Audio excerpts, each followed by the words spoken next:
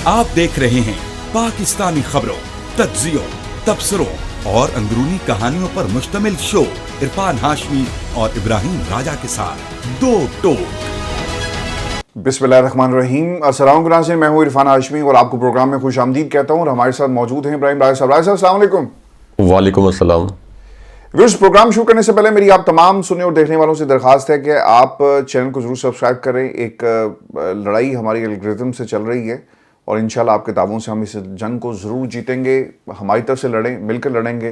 Independent आवाज़ें पाकिस्तान में दबाई जाती हैं, एल्गोरिथम्स एक हथियार है, तो इस हथियार के ख़िलाफ़ आपके साथ का, आपके ताउन का हमें जो है हमेशा से जो है ज़रूरत भी रहेगी। और सपोर्ट करें इस प्लेटफॉर्म को भी, और जिस आवाज़ को भी आप समझते हैं कि सपोर्ट करना चाहिए, ज़रूर सपोर्ट कीजिएगा।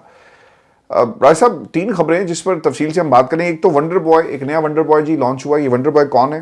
पाकिस्तान की इस्टेब्लिशमेंट 8 फरवरी के हवाले से क्या तैयारियां कर रही है, हुकूमत की क्या तैयारी है, और फिर पीटीआई की क्या तैयारी है, कौन से चैलेंजेस हैं, इसका एक मुकम्मल हाल अहवाल अपने सुनने वालों के सामने हम रखेंगे। और फिर जो विजुअल्स राय साहब हमें देखने को मिले पिछले 3-4 दिनों में हज़ारा, इसके साथ साथ एबटाबाद से, मानसैरा से और मुख्तलिफ़ जगहों से जो रिपोर्ट हो रहा है स्ट्रीट मोबिलाइजेशन के हवाले से जो ख़बरें आ रही हैं, ये कितना ख़तरनाक है पाकिस्तान में इक़्तिदार के लिए, उन लोगों के इक़्तिदार के लिए जो बैठे हुए हैं और अब आगे 5 से 10 साल का प्लान बना रहे हैं। इसका भी एक मुकम्मल हाल अहवाल अपने सुनने वालों के सामने रखेंगे।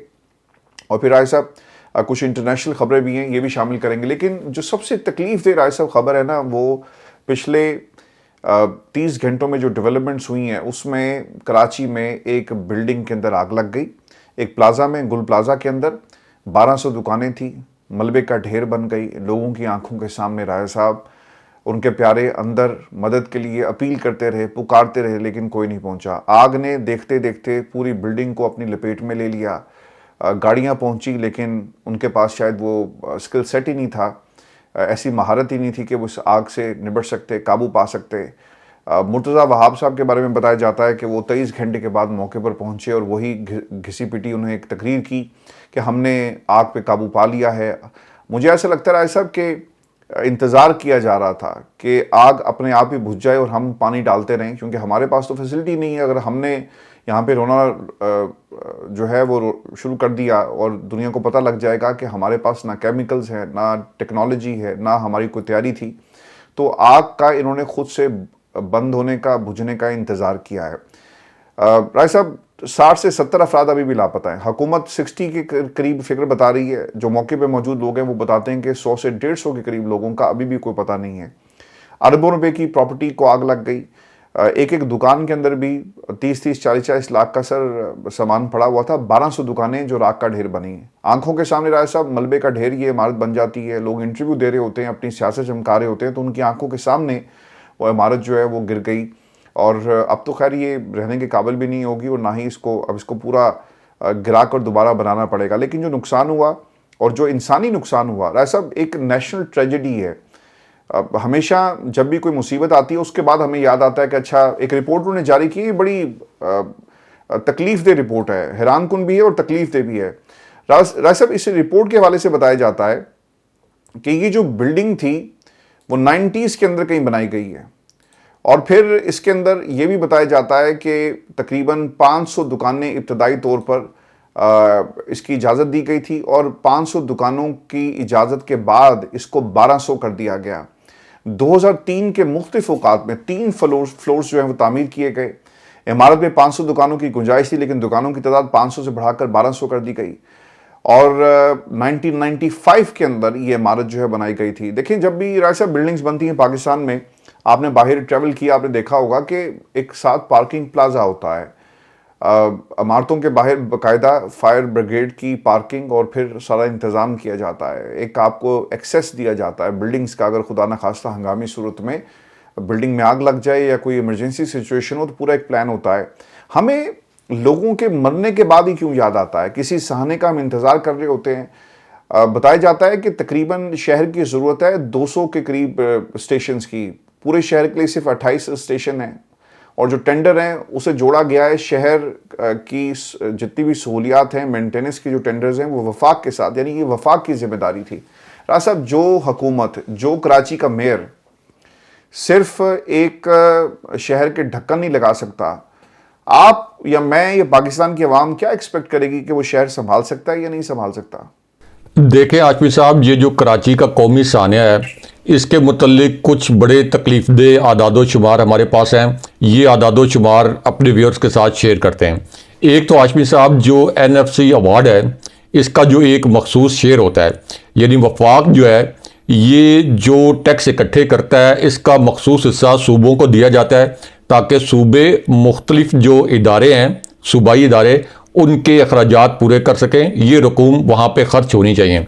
अब हर सूबे का NFC के अंदर कितना हिस्सा है? इसमें पंजाब का हिस्सा 51.74% है, सिंध का हिस्सा 24.55% हिस्सा है, और KP का हिस्सा 14.62% है, और बलूचिस्तान का जो हिस्सा है ये 9.09% है।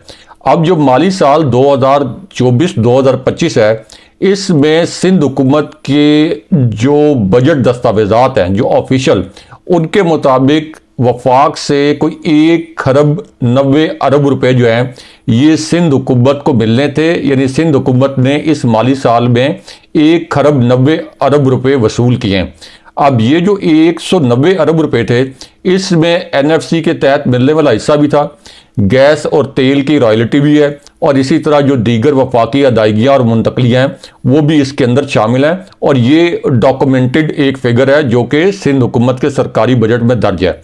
अब ये NFC की जो रकम है ये खर्च कहाँ होनी होती है, ये भी हमारे व्यूअर्स के लिए जानना ज़रूरी है, क्योंकि इतना बड़ा पूल जब सूबों को मिलता है, यानी इतनी बड़ी रकूम, तो उन्होंने कहाँ खर्च करनी होती है। एक तो हॉस्पिटल्स के अंदर जो मेडिसिन हैं आम लोगों के लिए और सेहत की सहूलतें, इसी तरह स्कूल, कॉलेजेस और तालीमी इदारे यानी तालीम की सहूलतें, फिर सड़कें, पानी, निकासी आब और दीगर तरक्याती काम, उसके बाद पुलिस, जेल और सरकारी दफातर के अखराजात, फिर जो आपके बल्दियाती इदारे हैं इनको फंडिंग। अब ये जो फायर सेफ्टी है और इसी तरह ये जो पूरा आपका फायर ब्रिगेड का पूरा निज़ाम है, तो इसके लिए एक कोई अलग वफाकी फ़ंड तो नहीं होता। ये सूबाई हुकूमत जो है ये NFC से मिलने वाली रकम में से ही मुख्तस करती है, बल्दियाती इदारों को पैसा देती है, और फिर ये पैसा जो है ये फायर डिपार्टमेंट पे, रेस्क्यू डिपार्टमेंट पे और हिफाजती जो इंतजामात हैं उन पर खर्च करना होता है। ये ज़रा फिगर जेहन में रखें कि 190 अरब रुपया जो है ये सिंध हुकूमत को मिला है। अब इस दौरान यानी एक तरफ जो इनको 190 अरब रुपए मिल गए, लेकिन कराची में इस वक्त सूरत हाल क्या है फायर स्टेशंस की, तो जो एक इंटरनेशनल स्टैंडर्ड है वो ये है कि 1 लाख लोगों के लिए, यानी जो आप ये कह लें कि बहुत ही एक आम सा स्टैंडर्ड बनाया गया है कि 1 लाख लोगों के लिए कम से कम एक फायर स्टेशन होना चाहिए। 1 लाख की आबादी के लिए ये कम से कम है। वैसे तो जो तहजीब याफ्ता या जो तरक्की याफ्ता ममालिक हैं वहाँ 1 लाख अफराद की आबादी के लिए कई फायर स्टेशन हैं, लेकिन एक स्टैंडर्ड बनाया गया कि कम से कम इतने होने चाहिए। तो कराची की आबादी जो कि 2 करोड़ से कहीं ज़्यादा है, यहाँ पे कम से कम 250 के करीब जो है ये फायर स्टेशन होने चाहिए। लेकिन यहाँ पे इससे पहले जो फायर स्टेशन पहले बताए गए वो कोई 25 के करीब थे, लेकिन इसमें से असल में जो फायर स्टेशन थे वो कुल मिला के 14 थे। और ये 190 मिलियन का फिगर मैं इसलिए कह रहा हूँ कि बार बार ये आपने जेहन में रखना है हमारे व्यूअर ने कि 190 अरब रुपए जो हैं ये सिंध हुकूमत को मिले हैं। अब उसके बाद चूंकि आबादी 2 करोड़ से कहीं ज़्यादा है और एक फायर स्टेशन पर कम 1 लाख आबादी को उसको कवर करना चाहिए, तो इसके अंदर 3 जो और तकलीफदेह आप कह लें फिगर है वो ये है कि इस वक्त कराची की जो 80% से ज़ायद बिल्डिंग है, यानी ये इनका जो ऑफिशियल डेटा है उसके मुताबिक सिंध बिल्डिंग कंट्रोल अथॉरिटी 80% जो इमारतें हैं उनके अंदर फायर सेफ्टी सिस्टम मौजूद नहीं है। 90% इमारतें हैं जिनके अंदर फायर एग्जिट नहीं है, यानी अगर आग लग गई तो आपकी बदकिस्मती है, अगर आग लग गई तो आप फिर निकल नहीं सकते, फायर एग्जिट। और ये मगरिब में, यूरोप में, अमेरिका में, फार ईस्ट एशिया में, इसी तरह जो एशिया के कुछ तरक्की याफ्ता ममालिक हैं वहाँ पे फायर एग्जिट के बगैर कोई बिल्डिंग बन ही नहीं सकती, और अगर बन जाए तो वो फील्ड वो जो आप ये कह लें कि जो कंपनी जो सरमायाकार उसको बनाएगा यानी इतनी बड़ी वायलेशन करेगा तो उसके ऊपर तायात बैन लग जाएगा कि वो दोबारा से कभी कोई बिल्डिंग जो है वो तामीर नहीं कर सकता, उसका कारोबार जो है तबाह बर्बाद कर दिया जाएगा और उसका जो क्रेडिट स्कोर है और सब कुछ आप ये कह लें उसकी फाइनेंशियल जो प्रोफाइल है वो जीरो पे आ जाएगी। तो 90% जो आपकी बिल्डिंग्स हैं कराची के अंदर, इनके अंदर फायर एग्जिट नहीं है और फिर फायर अलार्म नहीं है। इसी तरह जो फायर हाइड्रेंट्स हैं ये बड़े अहम होते हैं। आपने अक्सर देखा होगा, ज़ाहिर है कि आप भी बरतानिया में रहते हैं और पूरी दुनिया में भी आपने एज आ जर्नलिस्ट असाइनमेंट्स कवर किए हैं। मैंने भी एज आ जर्नलिस्ट 70-80 मुल्कों में मुख्तलिफ असाइनमेंट्स कवर किए हैं। एज आ टूरिस्ट भी मुझे घूमने का शौक़ है। तो आपने देखा होगा कि फायर हाइड्रेंट्स जो हैं ये थोड़े थोड़े फासले पर लगे हुए होते हैं और कोई उसके करीब गाड़ी पार्क नहीं कर सकता। अगर कोई गाड़ी उसके करीब पार्क कर दे तो बड़ा खौफनाक जुर्माना होता है और ये केस जो है बाज़ औक़ात जो है ये क्रिमिनल प्रोसीडिंग में चला जाता है। तो वो जो फायर ब्रिगेड की गाड़ियां आती हैं और जो फायर स्टेशन से गाड़ियां आती हैं वो ये नहीं कि सारा पानी वो लेके आती हैं, वो एक पाइप लगाते हैं, वो करीबी फायर हाइड्रेंट से वो ज़ेरे ज़मीन पानी होता है और बेशुमार पानी होता है और इस तरह से वो आग बुझाने में मदद देते हैं। फिर ज़रा हेलीकॉप्टर भी होते हैं, फिर सर्टन केमिकल्स हैं जो कि आतिशज़दगी को ख़त्म करने के लिए वो इस्तेमाल किए जाते हैं। फिर हाशमी साहब एक और सिस्टम है जो कि इस तरह की इमारतों में आग लगे जो कि पूरी दुनिया के अंदर है कि एक रेड क्रॉस का सिस्टम है। जैसे एक पाकिस्तान के अंदर हिलाल अहमर पाकिस्तान, ऐसे ही एक रेड क्रॉस जो है ये अमेरिका में भी और यूरोप में भी है। ज़ाहिर है कि हम उसको हिलाल अहमर कहते हैं। तो उसके अंदर ये होता है कि जो अफेक्टेड लोग हैं, जो भी लोग उससे अफेक्ट हुए हैं आग से, उनको फौरी तौर के ऊपर स्टेट जो है या जो जिस लोकल कम्युनिटी में या लोकल म्यूनसिपलिटी में आग लगी है वो फ़ौरन उन्हें एक महफूज शेल्टर में, जो कि एक अच्छा मुनासिब होटल होता है या एक अच्छा अपार्टमेंट होता है, वहाँ मुंतकिल किया जाता है और एक मखसूस फ़ंड उनको दिया जाता है। मिसाल के तौर पर यूरोप में वो 800 यूरो के करीब है और अमेरिका में $1000 के करीब अगर 3-4 लोगों की फैमिली है तो वो उनको दिया जाता है कि ठीक है, जब तक आप दोबारा कोई अपनी रिहाइश का बंदोबस्त नहीं होता तब तक आपको कोई तकलीफ ना हो। इसके अलावा ग्रॉसरी के लिए और बाकी सारे जो है ये इमदाद दी जाती है। तो अब ज़रा आप कंपैरिजन कर लें कि जो हमने आदादो शुमार रखे हैं, क्या कराची ये किसी भी तरह से जहाँ पे 190 अरब रुपया सिंध हुकूमत जो है NFC अवार्ड की मद में और दीगर मद में ले जाती है, क्या कराची में कोई मुनासिब इंतजामात मौजूद हैं? ये इसी वजह से बार बार ये कराची में आग लगने के वाक़यात होते हैं क्योंकि जो आपकी बिल्डिंग कंट्रोल अथॉरिटीज़ होती हैं वहाँ पे रिश्वत का एक बाज़ार गर्म होता है। बगैर बिल्डिंग कोड्स के वो बिल्डिंग्स की तामीरात हो जाती हैं। ये हाशमी साहब जो 2005 का ज़ल्ज़ला आया था तो CDA ने इस्लामाबाद में कई इमारतों को मखदूश करार दे दिया था कि ये इनके जो कोड्स हैं, बिल्डिंग कोड्स, ये ज़ल्ज़ले को बर्दाश्त करने के मुताबिक नहीं है। लेकिन वो CDA ने अहकामात जारी किए थे कि ये किसी भी वक्त गिर सकती हैं और इनको खाली किया जाना चाहिए। लेकिन आज तक कोई बिल्डिंग खाली नहीं हुई, बस फाइल्स के ऊपर रिश्वत का बाजार गर्म होता है और उसके बाद वो बिल्डिंग्स जो हैं वो वहाँ के वहाँ मखदूश हालात में क्रैक्स उनके अंदर पड़े हुए हैं और एक और साने का हम इंतज़ार कर रहे हैं। तो इस तरह तो लगता ये है कि हाशमी साहब ये पाकिस्तान कोई 300 साल पहले, 300 साल पीछे जो है ना, ये हम पाकिस्तानी और पाकिस्तान इस दुनिया से हम 300 साल पीछे हैं। हम ज़माना कदीम में रह रहे हैं और कम से कम 300 साल हम पीछे रह रहे हैं। तो ये पाकिस्तानियों को भुगतना पड़ रहा है। ये मुझे जो मुर्तज़ा वहाब की आपने बात बताई कि मुर्तज़ा वहाब के मुतल्लिक़ ये भी बताया गया कि पहले वो गालिबन इस्लामाबाद में थे कि रोम जल रहा था और नेहरू जो है वो बांसुरी बजा रहा था, यानी उसको कोई परवाह नहीं थी। यहाँ पे आग लगने के बेशुमार वाक़यात हुए हैं। हमें पता है इससे पहले वो सानिया बल्दिया टाउन फैक्ट्री जो हुआ था वो कितना बड़ा सानिया था, लेकिन कभी भी सिंध में पीपल्स पार्टी की हुकूमत जो हमेशा हर दफ़ा उनकी हुकूमत वहाँ पे आ जाती है, हर दफ़ा यही रोना रोया जाता है कि बिल्डिंग कोड्स नहीं है, हाइड्रेंट्स नहीं है, फायर स्टेशन नहीं है, पानी नहीं है और फायर सेफ्टी के इंतजामात नहीं हैं। तो ये पाकिस्तानियों के मुकद्दर में लिखा गया है, यानी ये सानियात जो हैं ये पाकिस्तानियों के मुकद्दर में लिखे गए हैं और इतने सानियात होते हैं कि अब वो सानियात की शिद्दत का भी हमें एहसास नहीं होता। यानी जिस तरीके से आपका दर्द एक हद से बढ़ जाए तो वो आपको उस दर्द का भी एहसास नहीं रहता जब वो मुसलसल ही दर्द हर वक्त ही रहे। तो ये पाकिस्तानियों के साथ जुल्म हो रहा है। राज साहब, एक वंडर बॉय की बात हुई। जमात इस्लामी तो खैर आज वंडर बॉय जिसको बनाया वो है बिलावल जरदारी के प्रेजेंटेशन दे रहे थे स्टेज पे खड़े होकर। जो कुछ कराची में हुआ, चूंकि जमहूरियत का ताल्लुक आवाम से होता है, आवाम तक तो जो इक़्तिदार था ना उसके कोई फ़ज़ाइल पहुंच रहे हैं बल्कि कुछ घरानों को इसका फ़ायदा पहुंच रहा है, और आवाम को टके का फ़ायदा नहीं हुआ जब से 3 बरस ये नया निज़ाम और जिसे हाइब्रिड रजीम कहें, what ever you call it. अब तो खैर बहुत सारे सहाफ़ी जो हैं वो कहते हैं कि जनाब हाइब्रिड निज़ाम के होना चाहिए और यही पाकिस्तान की बका का वाहिद रास्ता है। अब ये वंडर बॉय आएगा, वंडर वुमन होगी, सुपरमैन आएगा, कौन होगा, ये तमाम स्पीड्स की भी बात हुई, लेकिन आम आदमी तक राय साहब इंसाफ नहीं मिला। इस पूरे सिस्टम में तहरीक इंसाफ की स्ट्रीट मोबिलाइजेशन ने बहुत ही अहम किरदार अदा किया है।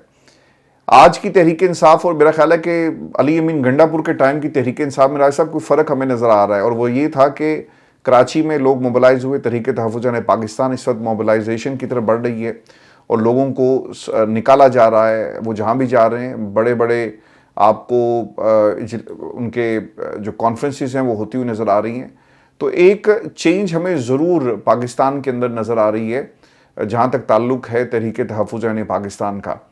राज साहब, 3-4 चीज़ें आज बड़ी इंपॉर्टेंट हुई हैं। एक तो तहरीक तहफ़्फ़ुज़ पाकिस्तान ने अपना जो एलामिया जारी किया, वो एलामिया क्या था कि पाकिस्तान फौरी तौर पर नए इलेक्शन कमिश्नर की तैनाती और नए इलेक्शन करवाए जाएं नए इलेक्शन कमीशन के तहत। तहरीक तहफ़्फ़ुज़ पाकिस्तान ने आर्टिकल 6 का मुतालबा किया है। 2024 के आम इंतखाबात में जिन्होंने धांधली की उनके कल्प्रिट्स को पकड़ा जाए, फिर तो सारे ही पकड़े जाएंगे ना, फिर बेनिफिशरीज को पकड़ा जाए, जिनको फ़ायदा दिया गया उनको भी पकड़ा जाए।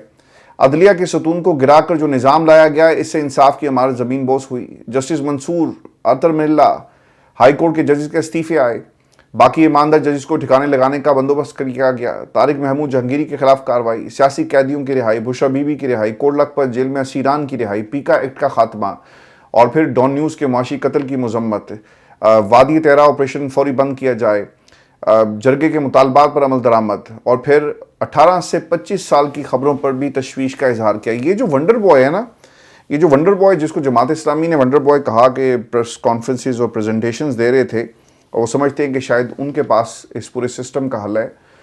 राज साहब, आपने ये खबर पढ़ी होगी 18 से 25 साल, तो ये वंडर बॉय जब चेयरमैन बनाया गया था तब तो इसकी उम्र मेरा ख्याल है 2007 में 19 बरस का था जब इन्होंने इसे पार्टी का चेयरमैन बना दिया।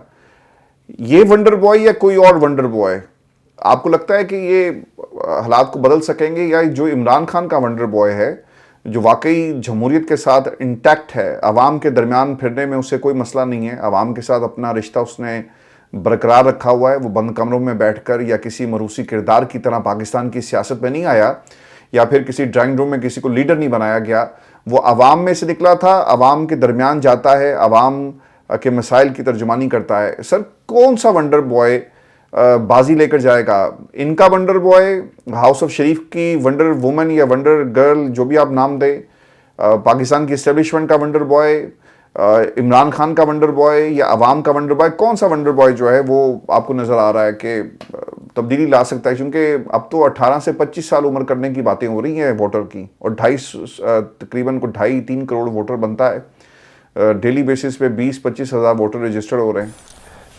देखिए आशू साहब, ये जो कहा जा रहा है कि 18 साल का जो शख्स है उसको वोट देने का हक नहीं होना चाहिए, और ये इस बात को बुनियाद बनाया जा रहा है कि 18 साल तक के या 18 साल से ऊपर के जो नौजवान हैं ये बहुत जल्दी इमरान खान साहब की जानिब माइल हो जाते हैं, तो इसलिए वोट देने के लिए एक उम्र की हद मुकर्रर की जाए और वो हद हो 25 साल। और ये खबर कहाँ से लाई गई है सामने?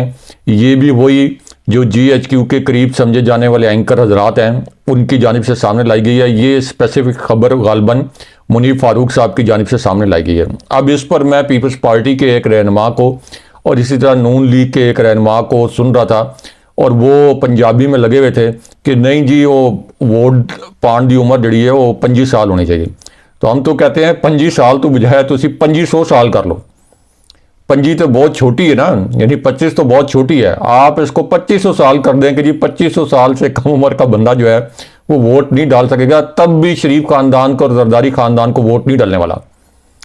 हाशमी साहब, ये जो 2024 का इलेक्शन हुआ था, इसके आप फिगर उठा के देख लें कि किस एज ब्रैकेट के लोगों ने इमरान खान साहब को वोट दिया था, और उसके बाद अभी जो ताज़ा तरीन सर्वे हुआ है जो कि नून लीग ने खुद पंजाब में कराया, मुस्लिम लीग नून की मकबूलियत को जांचने के लिए, उसका एज ब्रैकेट भी देख लें। इस वक्त जितनी एज ब्रैकेट्स हैं यानी 18 साल से लेके 75 तक 80 तक जितनी एज ब्रैकेट्स हैं, यहाँ पे एक बहुत बड़ी डोमिनेंस है इमरान खान साहब की। अच्छा, एक चूंकि नौजवान किसी भी मुल्क का जमहूरियत का मुस्तकबिल कहलाते हैं, तो इसलिए कुछ लोगों का ये ख्याल है कि शायद इमरान खान साहब की मकबूलियत सिर्फ नौजवानों में है। कुछ लोगों का ये ख्याल है कि बस जो 35 साल तक की उम्र के लोग हैं उनमें इमरान खान साहब की मकबूलियत है। इन लोगों को जाके गलियों में, मोहल्लों में, देहात में, कस्बों में, गाँव में, वो बोर्ड के दरख्तों के नीचे जो बाबे बैठे होते हैं उन बाबों से मिलना चाहिए, और फिर उन बाबों से पूछना चाहिए कि वो इन हुक्मरानों को किस किस्म की सलवातें सुनाते हैं, किस तरह झोलियां उठा उठा के इन हुक्मरानों को बदवाएं देते हैं ये बाबे। इनको जरा उनकी जाके ओपिनियन मालूम करनी चाहिए। तो इस वक्त जितनी भी एज ब्रैकेट्स हैं, उन तमाम एज ब्रैकेट्स के अंदर इमरान खान साहब यकसा तौर पर मकबूल हैं। ये नौजवानों का बयानिया ज़्यादा इसलिए मंसूब हो गया है पीटीआई के साथ, क्योंकि इमरान खान साहब नौजवानों की बात करते हैं, हर लीडर नौजवानों की बात करता है, नौजवानों को मुल्क का और जमहूरियत का मुस्तकबिल समझा जाता है। लेकिन इसका ये मतलब नहीं है कि इमरान खान साहब के साथ कोई सिर्फ नौजवान ही है या कोई और एज ब्रैकेट इमरान खान साहब के साथ नहीं है। तो इसलिए ये 25 के बजाय ये एज 2500 साल कर लें, 50 कर लें, 60 कर लें, 70 कर लें, जो भी एज ब्रैकेट है इनकी मर्जी की, ये इलेक्शन करवाएं। यानी इमरान खान साहब को ये ऑफर कर दें कि जी हम एज ब्रैकेट ये रखेंगे कि जो 60 से 70 साल के दरमियान का बंदा सिर्फ वो वोट डाल सकेगा। हम आज इलेक्शन करवाते हैं। इमरान खान साहब कहेंगे कि आज सुबह 10 बजे के बजाय सुबह 6 बजे इलेक्शन शुरू करवा दें, कराएं आप इलेक्शन। आप देखेंगे कि नतीजा वही होगा जो 8 फरवरी 2024 का था, वही नतीजा होगा, शायद उससे भी ज़्यादा हो इस फ्री एंड फेयर इलेक्शन में। क्योंकि नौजवान तो हो सकता है फिर भी कोई पोलिंग स्टेशन पर कोई देर से पहुंचते हों, ये बाबे तो सारे वक्त पे पहुंच जाएंगे और मोहरें भी लगाएंगे। तो इसलिए इस तरह की खबरें लॉन्च करवाने से या इस तरह के इकदाम करने से ना आप इमरान खान साहब की पॉपुलैरिटी कम कर सकते हैं, ना 8 फरवरी 2024 के जाली धांधली ज़्यादा इलेक्शन को कोई कानूनी हैसियत फराहम कर सकते हैं, ना ही आप इस वक्त जो बयानिए का धारा है इस बयानिए के धारे को मोड़ सकते हैं। तो ये इस किस्म के इकदाम, यानी पहले 26वीं तरमीम, फिर 27वीं तरमीम, फिर कि जी 28वीं तरमीम, फिर एक प्रपोजल लाया गया जी पार्लियामेंट की मुद्दत भी 10 साल कर दी जाए ताकि ये 10 साल तक पार्लियामेंट की मुद्दत चले। तो आप क्या करेंगे? 28वीं तरमीम के बाद 30वीं तरमीम ले आएंगे, फिर 40वीं ले आएंगे, फिर 60वीं ले आएंगे। आप 850 दिन से इमरान खान साहब को कैद किया हुआ है। आप इस तरह का हर हरबा आजमा चुके हैं। उसके बावजूद अब अगर आप ये आके कह रहे हैं 850 दिनों के बाद, 850 दिन तो हो गए इमरान खान साहब को कैद हुए, और रजीम चेंज ऑपरेशन जो अप्रैल 2022 में हुआ था उसको तकरीबन 4 साल होने वाले हैं, उसको 4 साल होने वाले हैं। ये 2026 में इसको अप्रैल 2026 में 4 साल हो जाएंगे।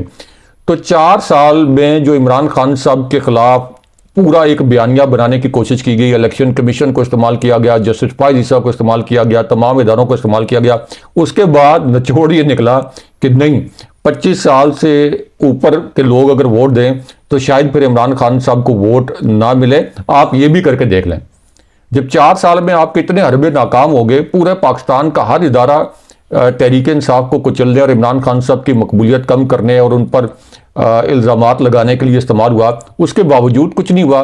तो ये तो नादान दोस्तों वाली बात है कि आप कहेंगे ये 25 साल से ऊपर जो है ये वोटर की उम्र कर दें, तो वो उसमें भी इलेक्शन में आप जब हार जाएंगे, जब उसमें भी ये शरीफ खानदान और जरदारी खानदान जो है ये जब निशाने इबरत बन जाएंगे, तो उसके बाद आप क्या करेंगे? फिर कौन सी एज ब्रैकेट आप लेके आएंगे?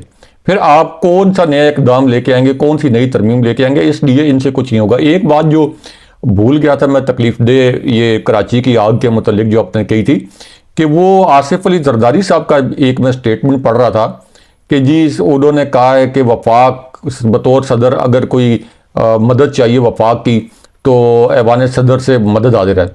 भाई हुकूमत ही आपकी है, आपकी पार्टी की हुकूमत है। आसिफ अली जरदारी की पार्टी की हुकूमत है, पीपल्स पार्टी की हुकूमत है, वहां पे कोई एक पत्ता इधर से उधर नहीं हो सकता आसिफ अली जरदारी की मर्जी और मंशा के बगैर। कोई बिजनेस ट्रांजैक्शन आसिफ अली जरदारी की मर्जी और मंशा के बगैर नहीं हो सकती। तो आप क्या बात कर रहे हैं? आप इस तरह कर रहे हैं कि जैसे वो कोई एक ऐसी जगह है जहां पे आसिफ अली जरदारी ने तो बड़ा अपना वफाक में ज़बरदस्त इंतज़ाम बनाया हुआ है और किसी और जगह पे या किसी और हुकूमत को वो कह रहे हैं कि हम आपकी मदद कर सकते हैं। तो ये इस तरह से हाशमी साहब, ये पाकिस्तान और पाकिस्तानियों के मुकद्दर में जो तबाही और बर्बादी लिखी गई है इन दोनों ख़ानदानों की सूरत में, तो ये तबाही और बर्बादी पाकिस्तानियों के ऊपर मुसल्लत की गई है। अच्छा राय साहब, हमने पिछले 3 दिनों के अंदर सोहेल अफरीदी की जो सीट मोबिलाइजेशन है उसे अपने अरूज पे देखा है, और जो फिगर्स और जो विजुअल्स हरीपुर, हज़ारा, एबटाबाद और फिर मानसहरा से आए, केपीके सर बदल चुका है। केपीके के अंदर जो अली अमीन गंडापुर ने लोगों में एक तासुर ये पैदा किया था ना कि हम तो निकलते हैं लेकिन अली अमीन गंडापुर जैसी शख्सियात जो धोखा देकर इमरान खान को और पूरी तहरीक को, वो वहाँ से गायब हो गई। सब काफ़ी देर लगी है, लेकिन सोहेल अफरीदी ने बहुत कम अरसे में लोगों के दरमियान अपने इस ताल्लुक़ को जो है वो दोबारा से मजबूत किया है। कराची में लोगों का निकलना ये एक बहुत बड़ी अलामत थी। फिर हरीपुर के अंदर जो कुछ हुआ वो एक बहुत बड़ी अलामत है, और हद नज़र अफराद आपको नज़र आएंगे, आवाम नज़र आएगी। और ऐसा ये किसी लालच के तहत नहीं आए थे। सोहेल अफरीदी का इस्तकबाल हुआ, वो सिर्फ नारे वहाँ पे एक ही लग रहे थे कि डी चौक हमने कब जाना है। अब मैं क्विकली एक चाहूँगा कि आप इस पर अपने कमेंट ज़रूर करें कि राय साहब, डी चौक जाना मसले का हल है? 8 फरवरी को क्या होगा, क्या चैलेंजेस हो सकते हैं? तहरीक को आप कैसे देख रहे हैं? सोहेल अफरीदी के चैलेंजेस, लोगों को मोबिलाइज करना, या कोई जो जितनी भी बिग विग्स हैं तहरीक इंसाफ में, वो कोई कंधा तलाश कर रही हैं कि उसके ऊपर जिम्मेदारी डाल दी जाए, तहरीक जो है नाकाम हो? क्योंकि हमें सोहेल अफरीदी, तहरीक तहफ़्फ़ुज़ पाकिस्तान और फिर अलीमा खान और बाकी बहनें एक्टिव नज़र आती हैं, बाकी हमें कोई एक्टिव नज़र नहीं आता।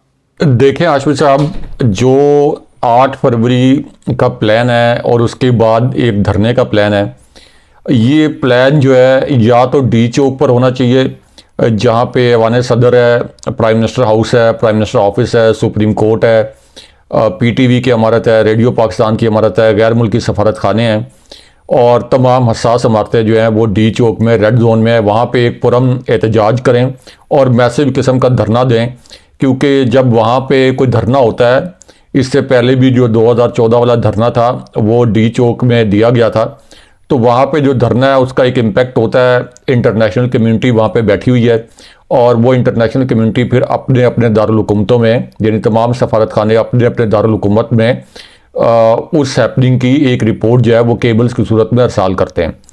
अब वहाँ पर जब इस किस्म का धरना होता है तो फिर इदारे जो हैं वो हरकत में भी आते हैं, यानी फिर ये उस सिचुएशन आउट ऑफ कंट्रोल होने लगती है, और उसके नतीजे में फिर एक सॉलिड मुज़ाकरात जो हैं उनका एक सिलसिला शुरू होता है। अगेन पीटीआई ने इससे पहले भी पुरअमन एहतजाज किए हैं जिनके अंदर एक गमला भी नहीं टूटा, और वो दोबारा भी एक बहुत बड़ा पुरअमन एहतजाज करने की सलाहियत रखते हैं, और उनका अपना एहतजाज पुरअमन नहीं रखना चाहिए। दूसरा ऑप्शन ये है कि अडियाला जेल पर धरना दिया जाए, और अडियाला जेल में भी जब धरना दें तो प्लानिंग करके आएँ, क्योंकि एक आध दिन का धरना या जिस तरह से ये एवरी ट्यूसडे एक धरना होता है, इस तरह का धरना ना हो, एक तवील मुद्दती धरना हो, और उसके अंदर पहले से प्लानिंग हो कि हमने मुज़ाकरात के लिए ये शराइत रखनी है हुकूमत के सामने, और उसके लिए हमने ये TOR सामने रखने हैं, और पूरी तैयारी के साथ, यानी आपके पास खुराक का इंतज़ाम होना चाहिए, आपके पास शेल्टर्स का इंतज़ाम होना चाहिए, आपके पास जो वहाँ पे रुकावटें हैं उनको हटाने के इंतज़ाम होने चाहिए, और इसी तरह लोगों के रहने के इंतज़ाम, बैतुल खला के इंतज़ाम, ये इंतज़ाम सारे आपके पास होने चाहिए। ये इससे पहले भी किए जाते रहे हैं। 2014 के धरने में इस्लामाबाद में ग्राउंड के ऊपर मैंने वो धरना कवर किया। मैं उस वक्त समा TV इस्लामाबाद का ब्यूरो चीफ था, तो मैंने वो कवर किया।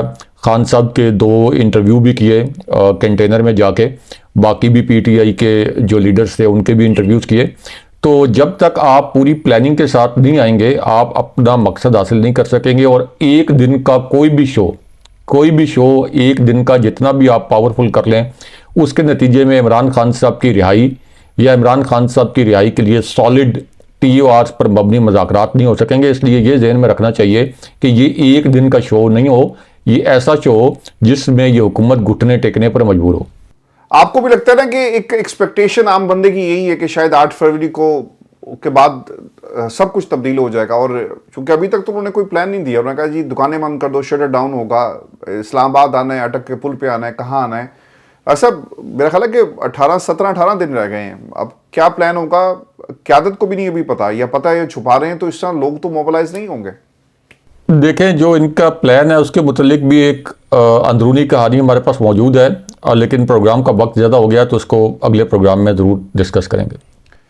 बहुत शुक्रिया व्यूअर्स, ये हमारी आज की नशिस्त थी। अगले प्रोग्राम में आपको वो इनसाइड स्टोरी भी हम बताएंगे कि असल में तहरीक इंसाफ कर क्या रही है। इस पर तफसील से बात होगी। अपना ख्याल रखें, इजाज़त दीजिए। अल्लाह ने के बाद।